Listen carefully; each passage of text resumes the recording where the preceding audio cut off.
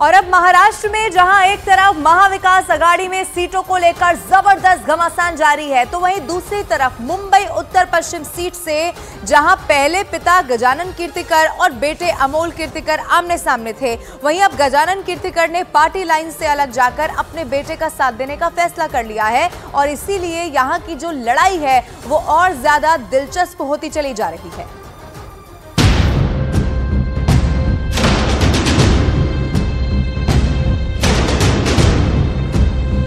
महाराष्ट्र में जहां एक तरफ महाविकास आघाड़ी में अभी भी सीटों को लेकर घमासान जारी है, वहीं एक सीट ऐसी है जहां पहले तो पिता और पुत्र की जंग दिख रही थी, लेकिन बदले हालात में सब कुछ बदल गया है। ये सीट है मुंबई उत्तर पश्चिम की, जहां से सांसद हैं शिवसेना एकनाथ शिंदे गुट के गजानन कीर्तिकर और जहां पर मैदान में विरोधी दल शिवसेना उद्धव ठाकरे गुट ने उतार दिया है उन्हीं के बेटे अमोल कीर्तिकर को।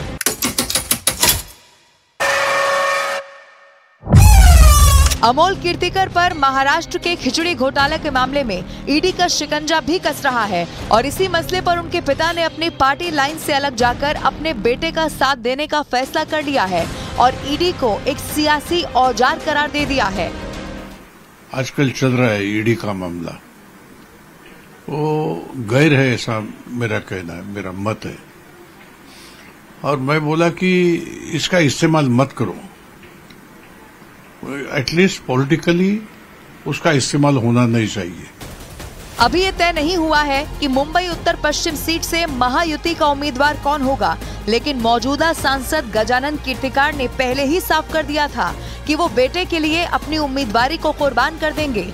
और अब जब ईडी के शिकंजे में फंस रहे अपने बेटे अमोल कीर्तिकर के पक्ष में खड़े होकर गजानन कीर्तिकर ने केंद्र सरकार के खिलाफ ही मोर्चा खोल दिया है, तो बीजेपी भी उनसे कन्नी काटने के मूड में नजर आने लगी है।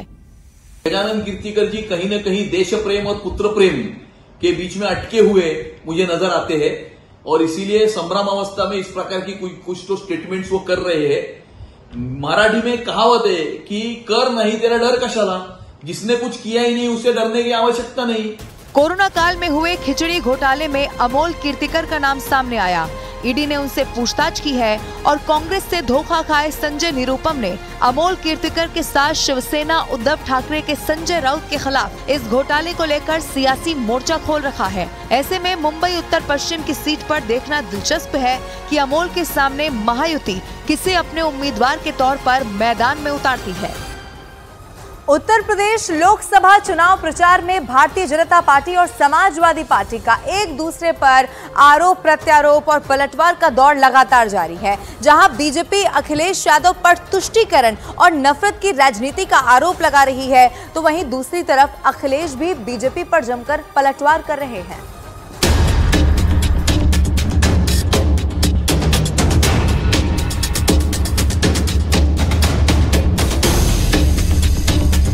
लोकसभा चुनाव में सबसे ज्यादा अहमियत है उत्तर प्रदेश की और उत्तर प्रदेश में जब भी सियासी हमलों की बात होती है तो उसमें सबसे ऊपर चर्चा होती है माफिया की और नफरत की सियासत करके वोट हासिल करने की, यानी कि वोटों के ध्रुवीकरण की।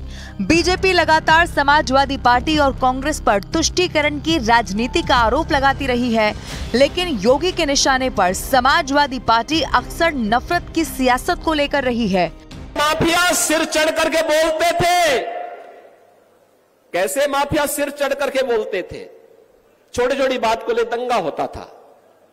आज देख रहे हो कि दंगा करने वाले भूल ही गए दंगा भी कभी होता था, उल्टा लटका दिया जाता है उनको। दंगा करते हैं तो तुरंत पकड़ करके उल्टा लटका कर नीचे मिर्च का झोंका लगा दिया जाता है कि हमेशा के लिए भूल जाए। बीजेपी के लिए समाजवादी पार्टी पर हमला करने के लिए तमाम तरह के हथियार हैं। कभी माफिया राज के नाम पर, कभी हिंसा और कभी दंगों के नाम पर, तो कभी तो पाकिस्तान और आतंकवाद के नाम पर भी भारतीय जनता पार्टी समाजवादी पार्टी को घेर लेती है। पाकिस्तान आतंकवादियों को पैदा करने की फैक्ट्री है तो गुंडे, अपराधी, माफिया और दंगाई पैदा करने की फैक्ट्री ये समाजवादी पार्टी है। और इस पार्टी के साथ जो कांग्रेस है ये भ्रष्टाचार के दलदल में इस देश को डुबोने का काम किया। इसे कांग्रेस पार्टी को मैं भ्रष्टाचार के अम्मा की अम्मा कहता हूं। वहीं समाजवादी पार्टी के तर्कश में भी तीर की कमी नहीं है। अखिलेश को पता है कि बीजेपी सत्ता में है और उसे कटघरे में खड़ा करने का सबसे आसान तरीका है सियासत का वो पुराना हथियार, जिसके जरिए सत्ताधारी पार्टियों पर एजेंसियों के दुरुपयोग के आरोप हमेशा से मढ़े जाते रहे हैं। ये राजनीति है और ये चुनाव हो रहा है संविधान बचाने के लिए, लोकतंत्र बचाने के लिए। और अगर चरखा दाव की बात करें तो क्या नौजवान नहीं जानता उनके साथ जो धोखा हुआ या चरखा दाव बोलोगे कि जिन्हें पक्की नौकरी मिलनी थी वो अग्निवीर से संतुष्ट हो रहे हैं। विधानसभा चुनाव से लेकर लोकसभा चुनाव तक बीजेपी पिछले 7 सालों से उत्तर प्रदेश में बाकी पार्टियों पर भारी रही है। पिछले लोकसभा चुनाव में समाजवादी पार्टी किसी तरह से उत्तर प्रदेश में अपनी जमीन बचा पाई थी और बीजेपी ये जानती है कि समाजवादी पार्टी की साइकिल में किस तरह के हमलों से पंचर लगाई जा सकती है। हालांकि बीजेपी के पास इस चुनाव में खोने के लिए ज्यादा कुछ नहीं है, लेकिन समाजवादी पार्टी का परचम लहराने की कोशिश में लगे अखिलेश यादव के सामने अभी भी अपनी पुरानी जमीन को हासिल करने की बड़ी चुनौती है।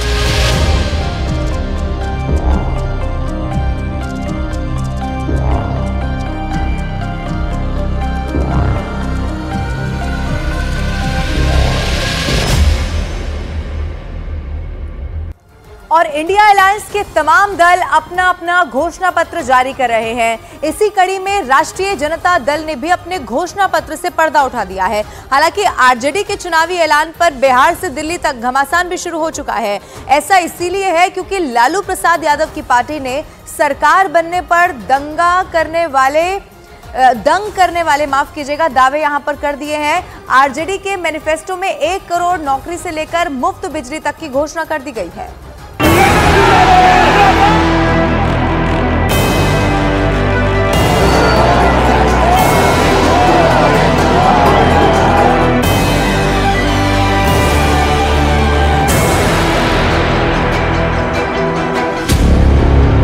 चुनावी पिटारा खुला, दावे वादे का बुलबुला।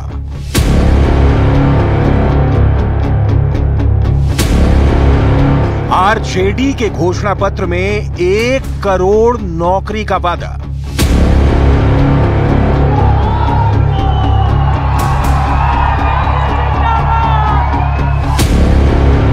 कांग्रेस का ऐलान, ईडी सीबीआई पर लगेगी लगाम।